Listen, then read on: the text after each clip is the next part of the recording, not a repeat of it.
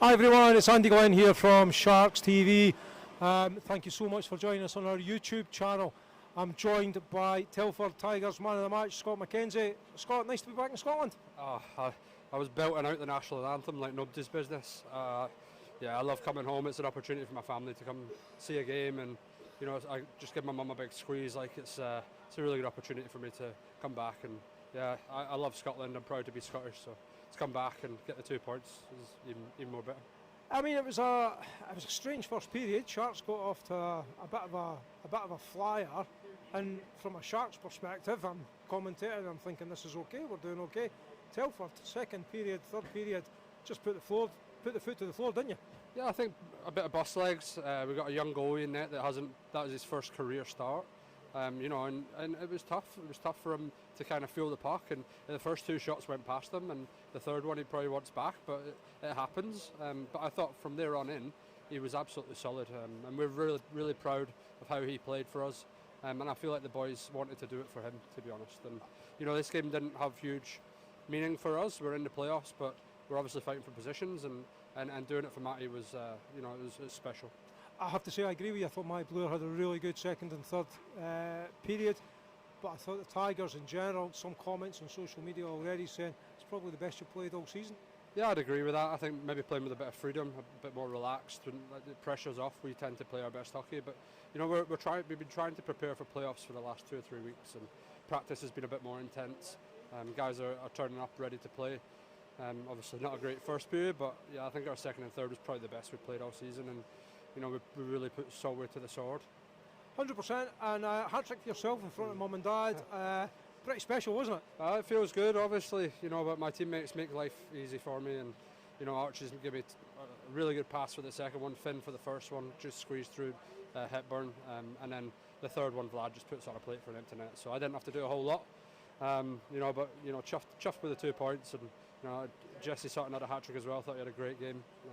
So everyone's chipping in, and this time of year, that's when you want different players on the score sheet, and 10 goals away from home is pretty good for us. And there were some real good goals in there. There's some real good, you're saying some people were putting the plate, some of it was putting a plate for you, but the build-up to those goals was special, wasn't it? Yeah, we're moving the puck around quite well. I think Archie Hazeldown, since he came in January, has been just an absolute weapon for us. His vision on the puck, his ability to kind of see passes that maybe other guys don't is second to none, and we're very fortunate to have him. But I think our whole D-core moved the puck a bit better second and third, got up to the forwards quicker, and then once we got into the end zone, big end zones, lots of time on the puck, I felt like we really, really punished Solway, and we were quite direct, which we maybe haven't been this season. So yeah, again, good result for us, but especially the performance away from home, it's good for us. Well, congratulations on that performance, congratulations on man of the match, and we wish you all the best for the rest of the season and the playoffs, and hopefully you get to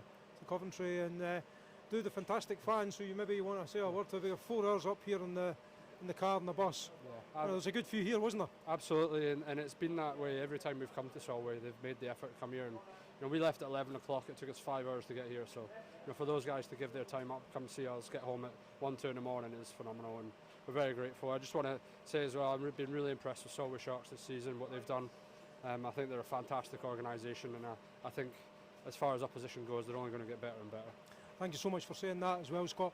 We wish you all the very best and have a safe trip back down the road. Thanks very much. Everyone, if you just hold on a wee minute, give me 10 seconds, 30 seconds, and we'll see if we can get Martin Grubb and Solway Sharks man of the match, John Dunbar up, and we'll get a chat very soon. Whilst you're waiting, do us a favour, like, share and subscribe, would you?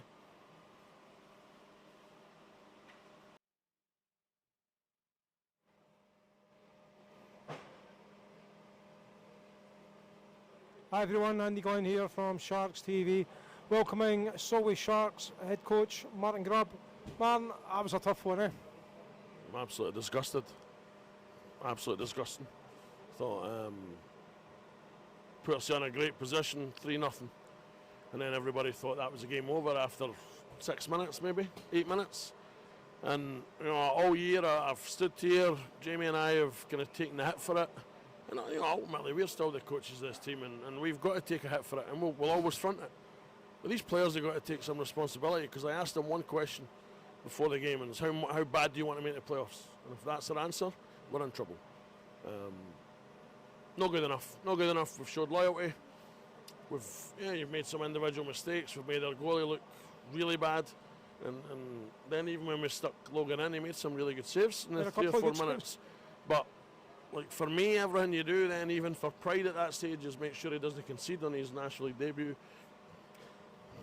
And it's just not good enough, Andy. It's massively disappointing. We've let our fans down, we've let ourselves down.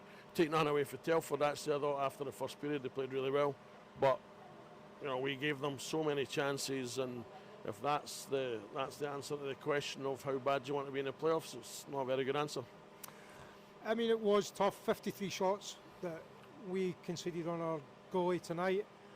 You can't concede that many shots and expect to win games, can you? I don't look at the stats here, if I'm honest, because all season we've scoreboards told me we've had, even on our goalie, some nights 20 shots, and our Instat video tell us we've had double that. And right. But we did give up a hell of a lot of shots, you're right, and you can't give up that amount and not put enough on their goalie, especially after that third one.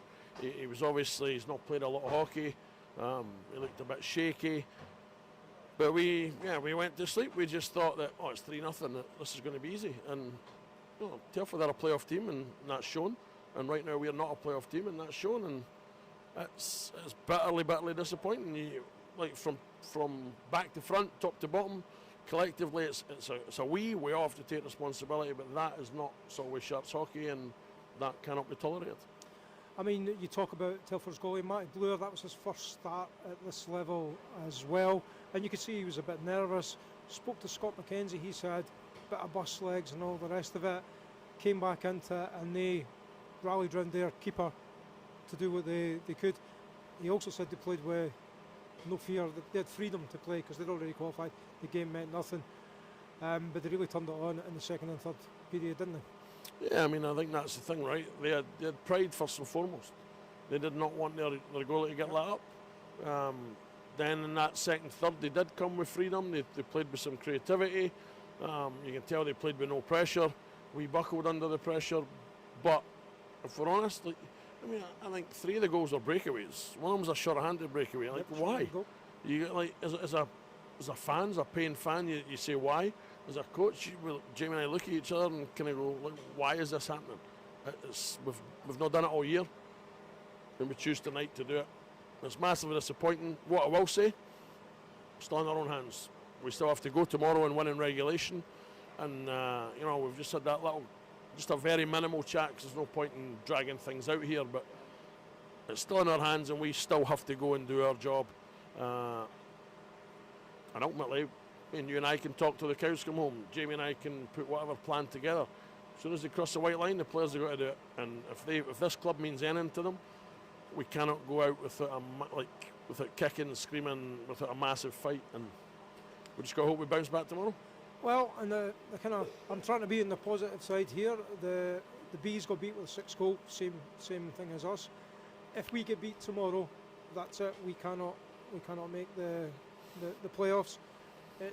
Tomorrow's is the genuine must-win game. The players will know that. Are you expecting a reaction? Well, there has to be, right? If not, as you say, our season's over. So it's win or bust. As I say again, we can talk. We can, I'll go home tonight, and I'll sit up and I'll watch the video back, and I'll cut things, and I know as a coach and as off-ice staff, we will do everything we possibly can to give this team every single piece of information and everything they need to try and win that hockey game tomorrow. But ultimately, they have to win that game. I have 100% confidence in my team. I think we will win tomorrow. I think we'll do it in regulation. And just hope that there's no egg on my face by the end of it, because I trust the team. We've had a really bad performance tonight, a really, really bad night, but I trust this team. I know this team wants to make the playoffs, and it's now time for us to show it. And it'll be no better. Well, there's no other time. It's tomorrow, win or bust. And we'll go to Slough.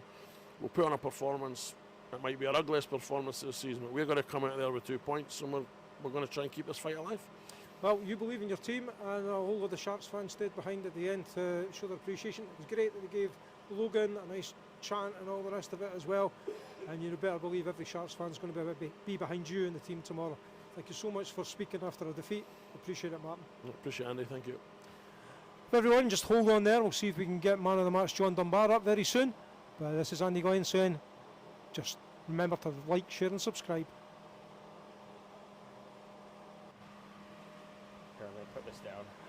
Hi everyone, Andy Glenn here, Sharks TV, joined by Sharks man of the match, John Dunbar. John, congratulations on man of the match, but maybe not the best match for Sharks fans, was it? No. Honestly, I don't really have the words right now. I was trying to still process what happened. You know, frustrating, and it's very disappointing. It's honestly, it's embarrassing is what it is.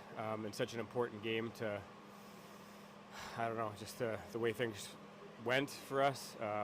Yeah, I just want to apologize to the fans. Obviously, we had such a good crowd, and to let them down, and you know, let our goaltender down, and let ourselves down. Ultimately, it was just a frustrating night all around. I mean, what was the issue? The first period was great, just great. Yeah. Yeah, I don't know what to say really. I wish if I had the answer, I'd tell you.